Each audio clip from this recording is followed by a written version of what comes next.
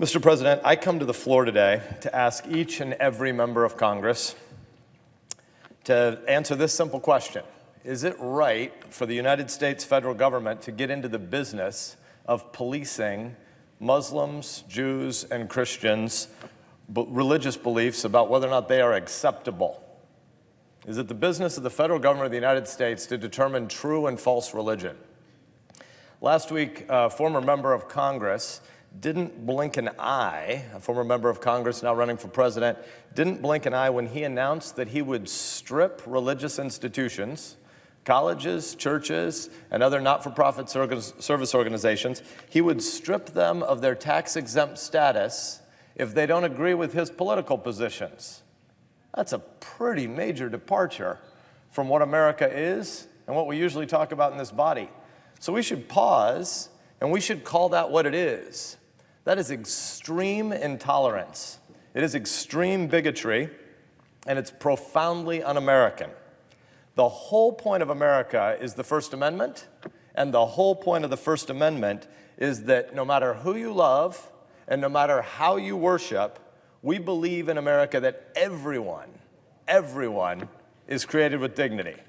This is a fundamental American tenet. It's why this country was founded. And because we're all created with dignity, none of us have the right to dictate the conscience commitments of other people.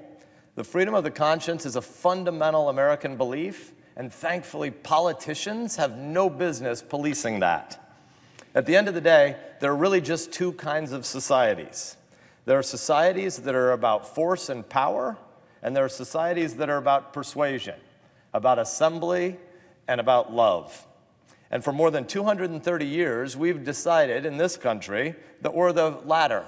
We are a community of persuasion, not primarily a community of power and force. In America, we don't think the center of life is defined by government. We think the frame of life is defined by government.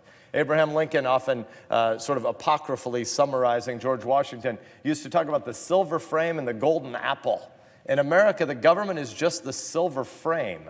It's the structure that defines the framework for ordered liberty so that the golden apple, the good, the true, and the beautiful, the things that you love and that you want to build, you go do by persuading people to join with you in a cause. Government doesn't define the center. Washington, D.C. is not the center of American life. Washington, D.C. is supposed to be a servant community that exists to maintain a framework for ordered liberty, guards us against enemies, foreign and domestic, so that your household and your neighborhood and your place of worship can be the center of life. We are not Chinese communists who take Uyghurs and throw them into camps. We are not Russian oligarchs who tell journalists what they can and can't write. We are not Venezuelan strongmen who beat the hell out of protesters. We're Americans. And in America, we disagree about many things. We disagree profoundly and vigorously, but then we come together and we create a system where we work out our differences not with fists, but with words. We work out our differences with civility and tolerance and respect and persuasion. All of this starts with the First Amendment. The 5 freedoms of the First Amendment, religion, speech, press, assembly, and protest, define who we are as a people and what we believe in common. And guess what? You can't separate these 5. These 5 freedoms are all in the same amendment for a reason, because if one of them falls, they all fall. They stand or fall together.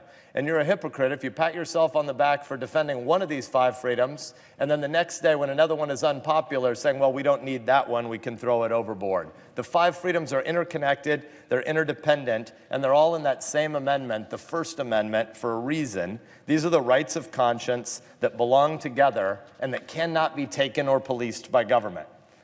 So that means that if a Texas politician pandering for a soundbite decides to make a bold-faced threat against Muslims and Jews and Christians, all Americans from every faith and every walk of life, we have an obligation to come together and to defend our freedoms.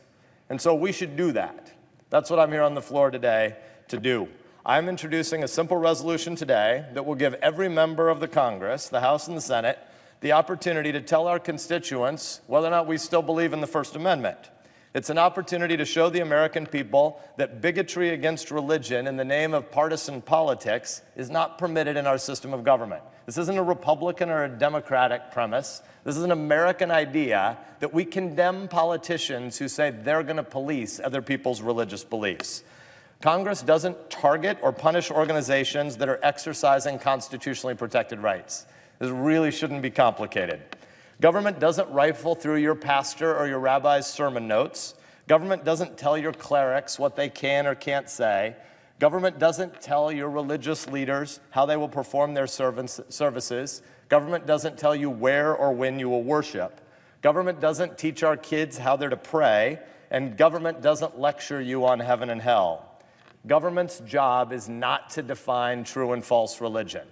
That's something much closer to the center of the frame, the golden apple. The silver frame is the humble job we have to do in public life, which is to maintain a framework for ordered liberty so that Americans in their neighborhoods and over dinner tables can try to persuade each other how to worship and what to believe by arguments, not by fists and not by the police.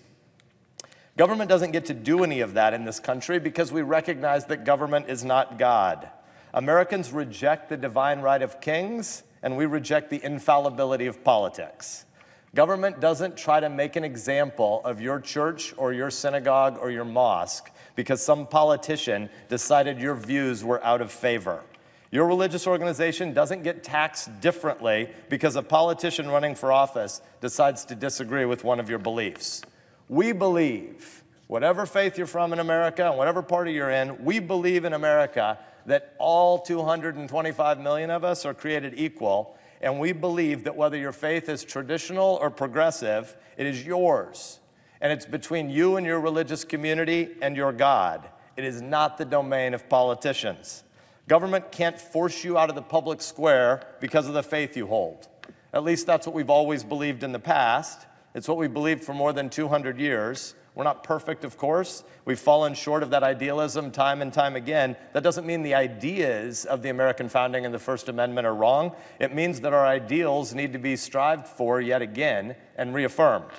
So I want to give every member of Congress the opportunity in the coming weeks to do just that. So the resolution that I'm introducing today ought to get a vote so House and Senate members can be on record for our constituents about whether or not we affirm the First Amendment, and in particular, the free exercise of religion and the free assembly clauses. So I'm going to read it for everyone's benefit. It's pretty short. This is the resolution just being introduced. Whereas the settlement of the 13 colonies was driven in part by those seeking refuge from government-sponsored religious persecution, whereas the framers of the Constitution of the United States recognized the centrality of freedom of conscience to the establishment of the United States, enshrining in the First Amendment to the Constitution of these United States that, quote, Congress shall make no law respecting an establishment of religion or prohibiting the free exercise thereof, or abridging the freedom of speech or of the press or of the right of the people peaceably to assemble and to petition the government for a redress of grievances.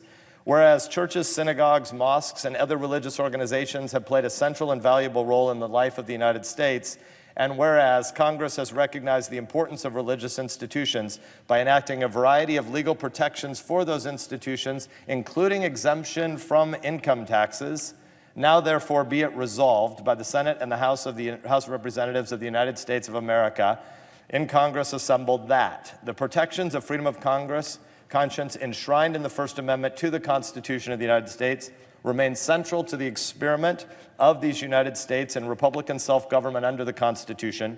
2, government shall not be in the business of dictating what correct religious beliefs are.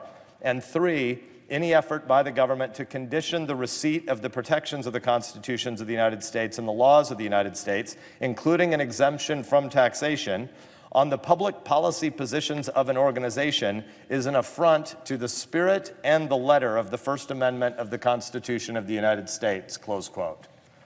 I don't care what some nitwit said on CNN last week to satisfy his fringy base and try to get a soundbite in a presidential debate. The American people ought to know that this body stands for the historic First Amendment. That's what we all took an oath to uphold and to defend, and that's what we ought to vote to affirm again. Let's do it. Thank you. I yield back.